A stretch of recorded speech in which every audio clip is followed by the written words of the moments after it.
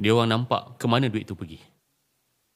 Dia orang tak nak dengar ni 300 juta duit zakat dikumpulkan.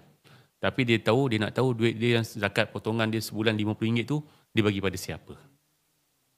Jadi satu, kita sendiri di peringkat kepimpinan ni kena nyatakan secara terperinci ke mana duit tu pergi sebenarnya. Orang tak pedulilah kita berjaya, kita buat pengumuman, kita berjaya pungut zakat 300 juta. Tapi orang lagi penting tengok ke mana duit RM50 dia pergi. Dia kena bermula kerja dengan apa yang ada. Contohnya duit pembinaannya adalah 700,000. Duit ada 100,000. Jangan tunggu duit 700,000 baru nak mula buat. Tapi daripada 100,000 tu buat. Menjelang nak buat tu, pelbagai sumbangan akan datang.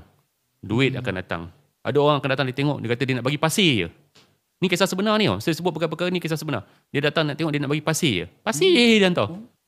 Ada dia kata, okey, segala kepala pipe, segala barang melibatkan pipe air, dia keluarkan.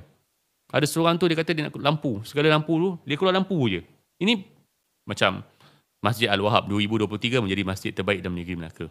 Pada tahun tu saja berbelanja hampir 500,000 lebih, 560,000 untuk buat pelbagai perkara naik taraf. Berbagai perkara. Yang sebenar-benarnya yang menggunakan duit tabung lebih kurang 200 saja. 200,000. Lagi 360,000 semua datang sumbangan. Bila perkara dia buat.